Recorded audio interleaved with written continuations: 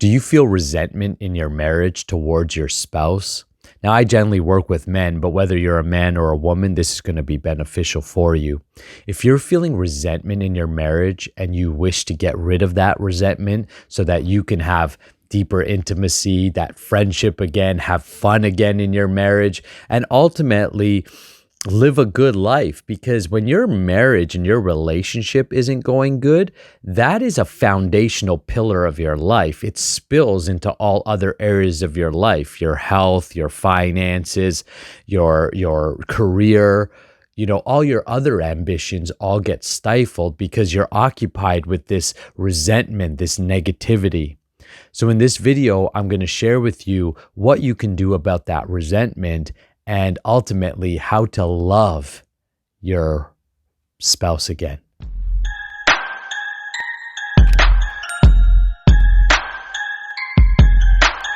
Hi, my name is Nakula Das, and I help men master their S3X energy so you can unleash your masculine power.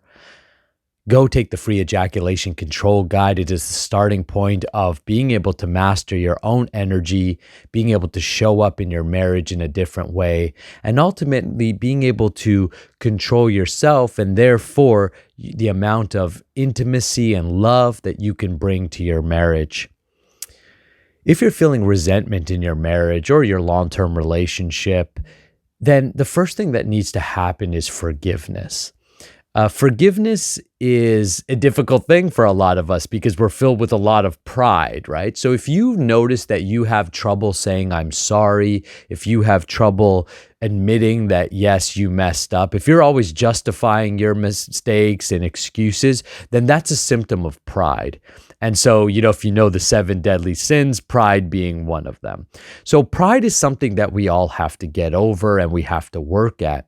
And believe me, your marriage and relationships will provide you a lot of opportunity to swallow your pride and to, practice forgiveness. That's why a relationship is beautiful, right? Because in a way, it's like the best spiritual practice you can get. Go be in a long-term relationship, because there you have to deal with yourself. If you actually want to love that person and be with them and have a successful marriage, then you're going to have to do some growing yourself. And that's a bit of the spiritual reason of why we get married, why we stay committed, is so that we don't just go along with like today's throwaway culture, right? Oh, he's pissing me off or she's pissing me off. Next, you can go right now on any dating app and talk to 100 different women.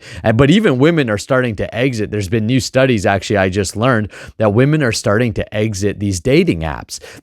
It's like 10 to 1, 10 men to 1 woman on these dating apps, because women are getting tired of just the, unwanted dick pics and the unsolicited type of messages that they're getting. The whole scene is just becoming degraded, that it's not even fun anymore. It's not even exciting. I say, let's get back to real dating, right? Go to the club again and meet someone and get used to talking to people in that way, at least. Anyways, that's a bit of a different tangent. The point is this, is that the first thing that's going to need to happen is forgiveness. And so I actually have a forgiveness exercise that I take all my students through. So if you're a man and you're thinking, yeah, I need to work on some forgiveness stuff, then make sure that you reach out to me. In the links of the description, there's a direct contact email or access my contact form. You could send me a message just looking for that forgiveness opportunity or exercise, and I'll be happy to send it to you for free. Because forgiveness is something that we just all need to do. Who do we need to forgive? First of all, we need to forgive ourselves. If you've messed up, if you were mean, if you did something out of line, we all do it, okay? Let's start being a little bit more compassionate to ourselves and to our spouses. We all mess up. So admit where you've messed up. And that way it's easier to forgive others when they messed up. But if you carry this false sense of pride of like, I never mess up, I'm always the right person, it's not my fault ever, then you also unconsciously will hold others to unrealistic expectations.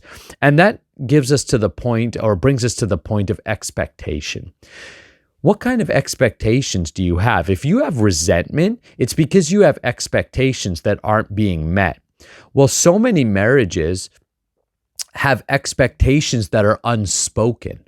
They never tell the other person what their expectations are, or they build up all these fantasies. Maybe they watch too many Hollywood movies, and now they're building up all this expectation of what marriage is going to be like. And then when it doesn't match their fantasy expectations, they're disappointed and then hold resentment to their partner. And their partner's like, I don't even know what's going on. Like, they're like, you're upset. I have no idea why you're upset. And then it comes out later that you had some expectation.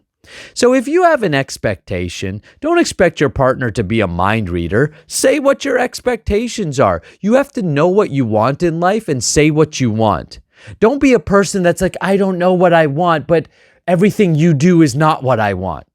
Okay, because that's just setting up your partner for failure, and it's setting up for yourself for constant disappointment. So speak your expectations, know them. And by the way, you'll change, your partner will change, the dynamics of your relationship will change as you grow older. You know what? I've been with Sarah for 14 years. We were kids when we started dating.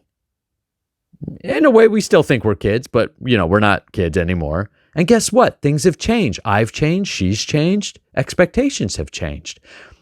My guess is that's going to happen multiple times as we continue to grow older, because we will change, we will grow, we will evolve, because we are living human beings, not robots. So who I was 5 years ago is not the man I am today. Who Sarah was 5 years ago, I'll tell you, is not who she was even just a few years ago, because she's done some incredible transformations. So therefore, we have to grow together.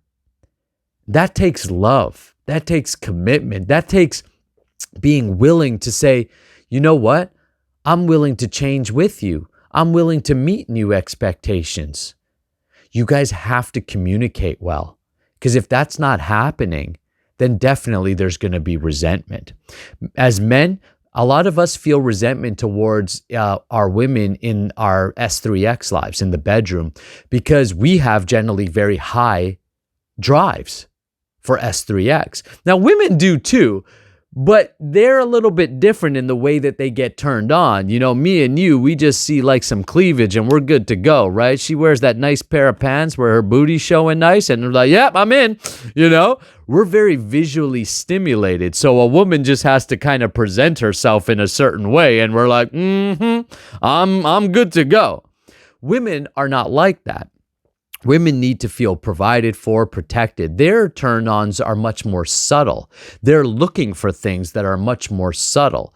So what ends up happening, guys, is that we often get lazy with ourselves. We may start not taking care of ourselves, not hitting the gym, not providing anymore. Maybe our vices and addictions have taken over, our laziness, our low ambition. All of these things are affecting the way that she feels about you from an attractive perspective. She may love you, but she may not lust for you.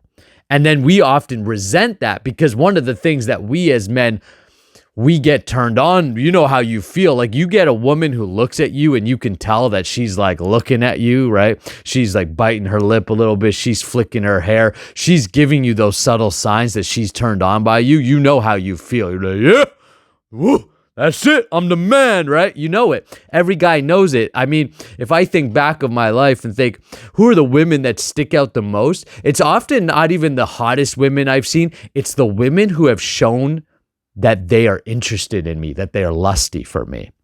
And I'm like, oh yeah, I really want to outdo her. Why? Because she basically said yes in her energy.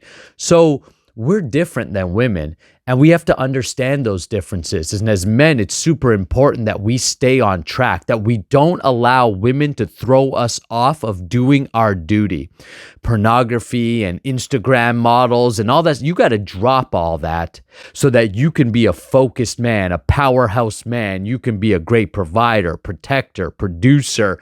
You have opposing energy. What I mean by that is you have strong masculine presence and frame. You're grounded, you're calm, you're peaceful, you're loving.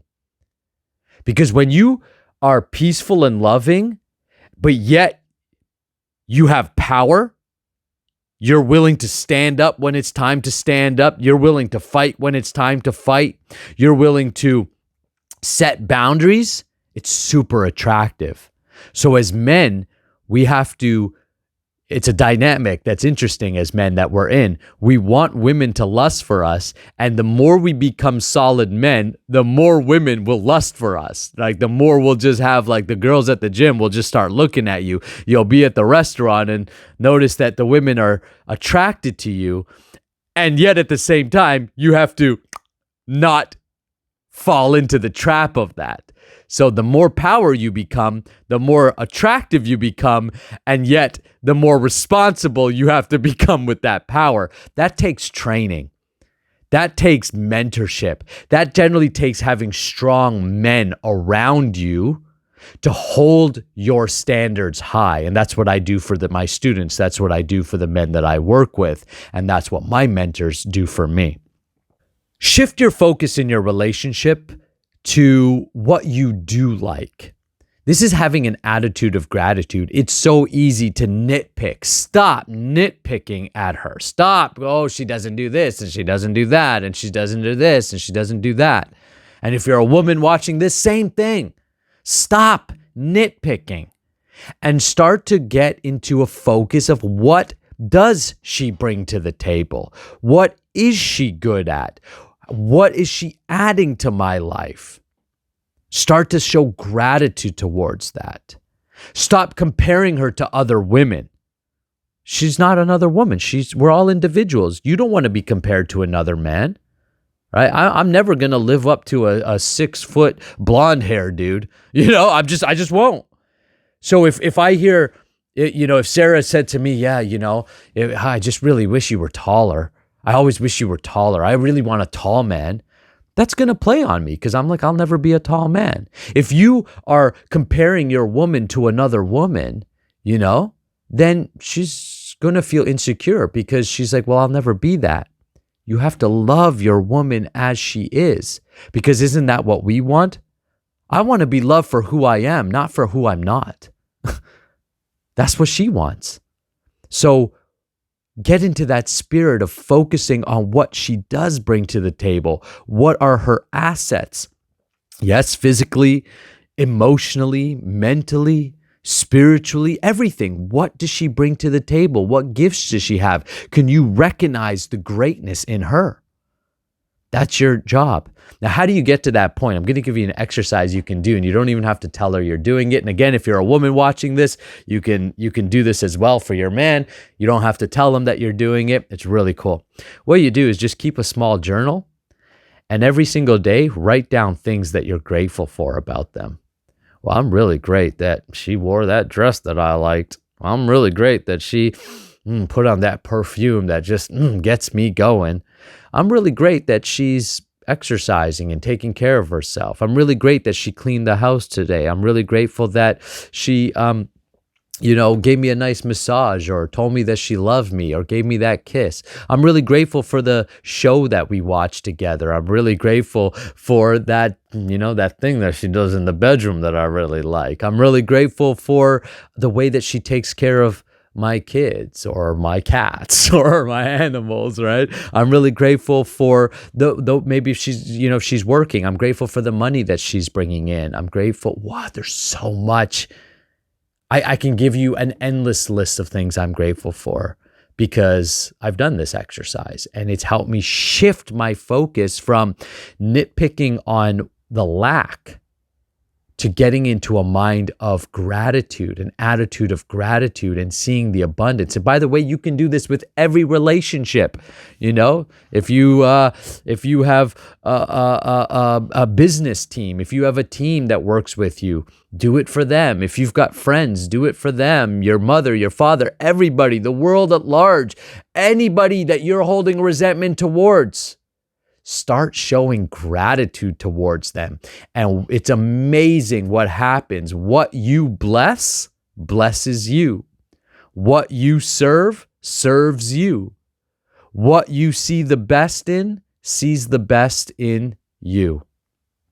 This is the spirit of getting rid of resentment, getting rid of negative feelings in your relationship and getting back to love, getting back to intimacy, getting back to fun. Please have fun in your family life. Family life could be so fun.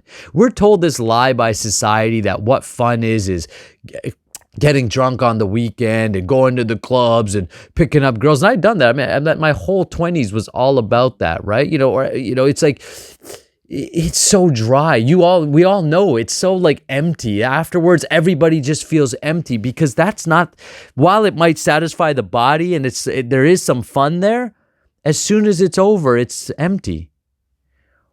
What we're looking for is connection. And that can be found in family life. That can be found in unleashing your masculine power. And the thing that's going to stop you from doing it is an uncontrolled S3X energy.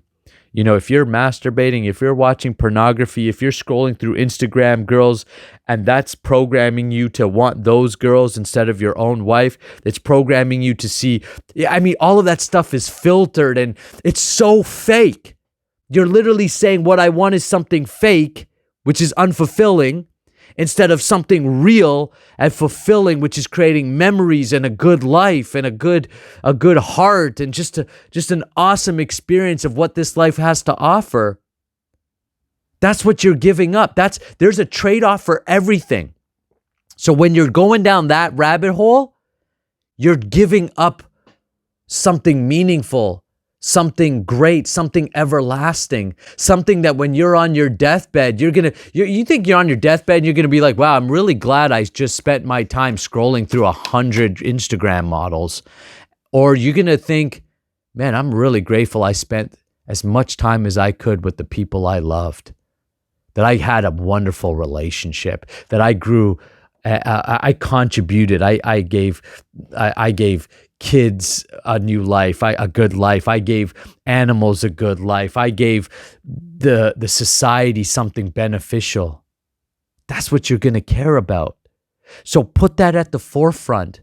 Remind yourself every day that life isn't forever. We do not have Mother Time, Kali, she's on you, man. And there is a sword dangling over your head, and you don't know when that guillotine drops. So make today count. Get your priorities in order. And I want to help you do it because I've done it in my own life. I continue to do it. We're doing it for thousands of men all around the world through our trainings and our programs. Make sure you subscribe to the channel, get notified so you never miss a video, and go start with the free ejaculation control guide so you can master your S3X energy and unleash your masculine power.